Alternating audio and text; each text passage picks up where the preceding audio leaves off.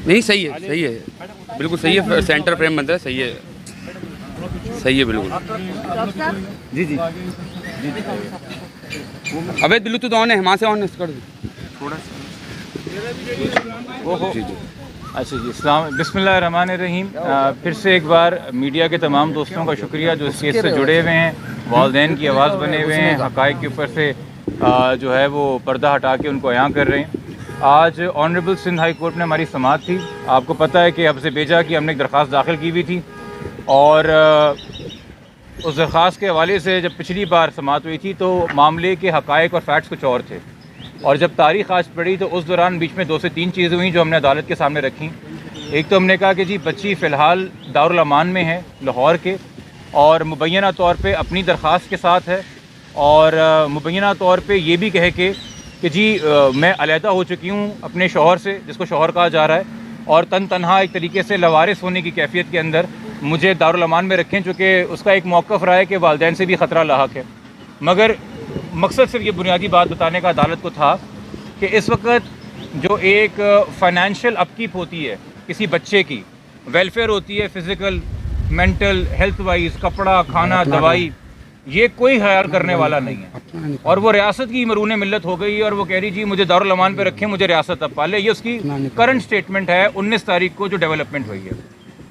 दूसरा, मैंने उनको बताया कि जी एक व्यू फॉर्म कर लिया है पुलिस ने कि चाइल्ड मैरिज एक्ट लगता है, किडनैपिंग लगती है, बच्ची को बाजियाब कराना है। तीसरा, इस हवाले से सिंध हुकूमत ने पंजाब हुकूमत को ख़त भी लिखा है कि ये बच्ची हमें यहाँ पे चाहिए। तो मैंने दरख्वास्त की अदालत से की, मैंने पहले कन्फेस किया कि देखिए मजिस्ट्रेट के ऑर्डर के तहत दारुल अमान के अंदर जो प्रेजेंस है बच्ची की, उसको मैं इलीगल कन्फाइनमेंट नहीं कह सकता फ़िलहाल, क्योंकि बच्ची ने खुद से एक दरख्वास्त दाखिल की है। तो इस वक्त जब तक तहकीक ना हो जाए कि दरख्वास्त दाखिल करवाई गई थी या खुद से की थी, तो हम फ़िलहाल नहीं कह सकते कि ये लीगल कन्फाइनमेंट है। तो मैं कोई अनफेयर स्टेटमेंट नहीं करूँगा। मगर चूँकि बच्ची मुखबिया एक FIR में, चूँकि ट्रायल है FIR में, और अब तो जो मरकज़ी मुल्ज़िम है वो भी बेल लेने के लिए यहाँ कराची ही आ गया है, और तफ्तीशी अफसर भी कराची का ही होगा, और हर पेशी पे मुखबिया को प्रेजेंट करना होता है।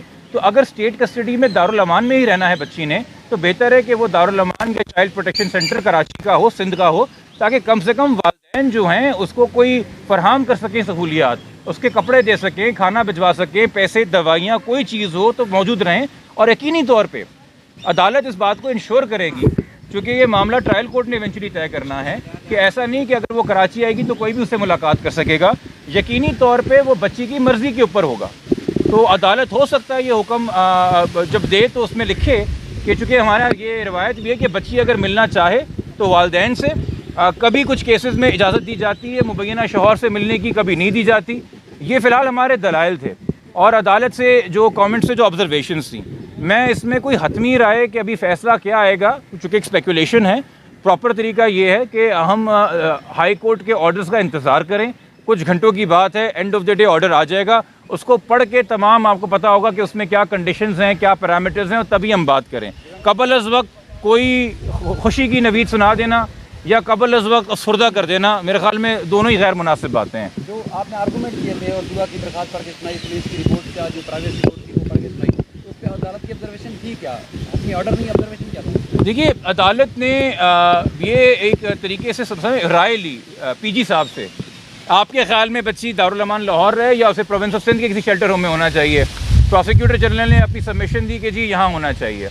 उन्होंने एडवोकेट जनरल के दफ्तर से पूछा, उन्होंने कहा जी यहाँ होना चाहिए। उन्होंने IO से पूछा, जो कि साबका IO है, मगर अब चूँकि नया IO आया नहीं है तो वो कस्टोडियन एक तरीके से फ़ाइल का है, और ये मेरे नहीं, ये तो क्या कहते हैं मरकज़ी मुल्ज़िम के वकील के दलाइल थे कल कि जी ये करंटली कस्टोडियन है। तो मैंने उन्हीं को कहा, मैंने कहा जी कस्टोडियन है, तो उन्होंने कहा भाई तफ्तीश के लिए चाहिए, तो उसने भी कहा कि हाँ जी बच्ची हमें यहाँ पे चाहिए, उसने स्टेटमेंट दिया। तो अदालत ने ये व्यू फॉर्म किया। बट अगेन फ़ैसला क्या है अदालत का? क्योंकि अदालत ने कोर्ट में फ़ैसला नहीं सुनाया है, अदालत ने कहा है during the course of the day. मगर जो मेरे ख़्याल में एक व्यू फॉर्म है, और जो एतराज़ था मुल्ज़िम के वकील को, एक तो उन्होंने पहले एतराज़ किया कि ये चल रही है अब से बेजा की कार्रवाई, वो कह रहे हैं जी मेरे बैंक अकाउंट फ्रीज़ हुए हैं, जिसका इस केस से कोई लेना देना नहीं था। उसमें जब अदालत ने कहा कि ठीक है भाई, अगर कोई बैंक अकाउंट फ्रीज़ हुआ है हमें लिख के दे दीजिए, हम इसके ऊपर कर लेते हैं कार्रवाई, अगर आप कह ही रहे हैं तो उन्होंने कहा नहीं जी ज़हीर के नहीं है, शब्बीर के बैंक अकाउंट्स हैं। तो अदालत ने पूछा अब शब्बीर के तो वकील यहाँ पे है नहीं, आप तो ज़हीर के वकील हैं, तो जो बात कीजिए वो बात हकीकी है। दूसरा उन्होंने एक बात की कि भाई अगर आप बच्ची को शेल्टर होम भेज देंगे तो कोई हमारे खिलाफ कोई व्यू ना फॉर्म हो जाए, हम प्रेजुडिस ना हो जाए। देखिए, जब बच्ची को पहली बार भी आज़ाद किया गया था, जिसके ऊपर बड़ी तनकीद की गई हाई कोर्ट पे, उसमें भी आप नोट करें हाई कोर्ट ने लिखा है कि जो FIR के मामलात हैं, जो फैमिली कोर्ट के मामलात हैं, उस पर हमारा फ़ैसला जो है वो हावी नहीं होगा। वो वहाँ पे पटिशनर जाए, अपने मामलात खुद परसू करे, हम यहाँ पे वैलिडिटी ऑफ निकाह पे कोई बात नहीं करेंगे। ये अदालत अपने जिम्मेदारियाँ जानती है। तो आज का यकीनी तौर पर जो फैसला होगा वो मेरिट्स के ऊपर हतमी राय नहीं होगी, मगर हाँ, बच्ची की कस्टडी कहाँ रहे, किधर मौजूद रहे, और जब यहाँ आएगी तो मेरी तवक्को है कि देखिए, ये आपने एक चीज़ नोट की कि आगे बढ़ के इनिशिएटिव लेके, जो कि एक ही पार्टी की हुकूमत वफाक और पंजाब में है, सलमान सूफी साहब ने आगे बढ़ के खुद मीडिया के पूछे बगैर ट्वीट करके अपना एक नीयत अनाउंस की कि बच्ची जो हमने चाइल्ड प्रोटेक्शन सेंटर शिफ्ट करना है। जब वो खुद दारुल अमान चली गई तो उन्होंने कहा जी टाइट सिक्योरिटी के अंदर है, और सिंध अपनी चाइल्ड प्रोटेक्शन ब्यूरो टीम भेजे, अभी तक नहीं भेजी।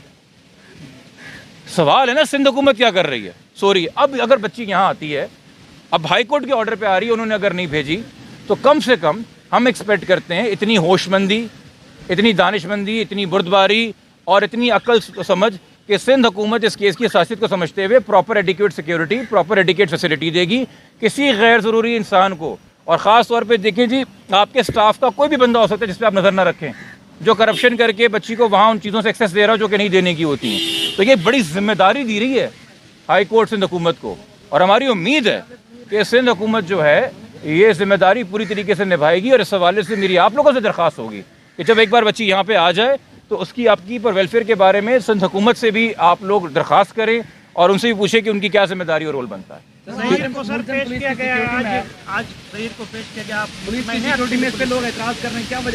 देखिए, पेश किसी को नहीं किया गया है। एक इंसान किन्हीं भी हालात में, किन्हीं भी वजूहात के ऊपर एक बेल लेके आया है मुल्तान से, तो वो खुद आया है, वो बेल के ऊपर है। पेश उसे किया जाता है जिसको हथकड़ी होती है, जो अगवा होता है। इस वक्त पुलिस के पास इसका स्टेटस गिरफ्तार का नहीं है, वो तो इसे कभी गिरफ्तार कर ही ना सके।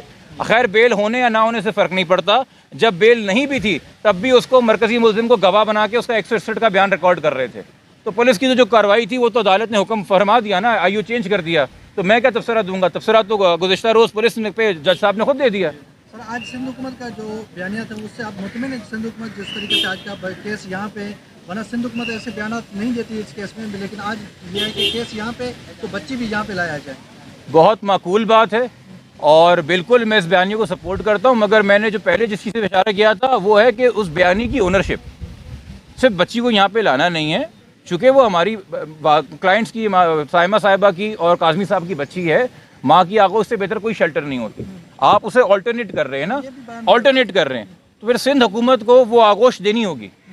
सिर्फ बच्ची को यहाँ लाना नहीं होगा, वो केयर, वो नर्चरिंग, वो मैटरनल लव, वो सेंसिटाइज ट्रेंड लोग, चाइल्ड थेरेपिस्ट, साइकोलॉजिस्ट, कुछ भी बच्ची को मुहैया करने होंगे। और सिंध हुकूमत चाहे तो आगे बढ़ के कर सकती है, या इसको बस नॉर्मल रूटीन बना के। चूँकि मुझे फ़र्क नज़र आया वाज़े कि मुझे स्ट्रेटेजिक रिफॉर्म्स यूनिट जो पंजाब में और फेडरल में है, वो मुझे हसास नज़र आए बच्चों के मामले से अपने मौक़िफ़ में। यहाँ ऐसा लगता है कि जी भेड़ चाल है। तो जब तक मैं अगेन कोई सियासी बात नहीं करना चाहता, बट ये सूबा VIP कल्चर की बहुत बड़ी मार है जी। ये आम आदमी की, आम इंसान की, एक मुतवसत तबके से ताल्लुक़ रखने वाली मासूम बच्ची है। इसको सिंध हुकूमत अपनी बच्ची समझ के प्यार दे, मोहब्बत दे, इसकी रखवाली करे जब तक ये केस चल रहा है, और जब तक हम फैमिली कोर्ट से जाके इस बच्ची की कस्टडी प्रॉपर तरीके से हासिल नहीं करते, जो हतमी इजाज़त पे फैसला होगा। टुकड़ी वाली सरकार के लिए कुछ कह दो, उसके खिलाफ कब कार्रवाई करेंगे? मुझे नहीं पता आप किसकी बात कर रही हैं। हाँ सर, देखिए, अफसोस मैं कहूँ या पता नहीं क्या तब्दील, बताऊँ क्या हो गया है। वहाँ कैमरे यहाँ हो गए और ये वाले कैमरे यूँ बढ़ गए। हाँ, थोड़ा सा सही है। कोई और आपने बात हो गए? शब्बीर का स्टेटस बता दें, कल आपने उसको नामजद करवाया और उसका स्टेटस तो मफरूर का इस वक्त, उसने तो कहीं से बेल अप्लाई नहीं की है। तमाम के तमाम लोग जो पहले से नामजद है, 33-35 लोग, वो तमाम मफरूर हैं, ठीक है।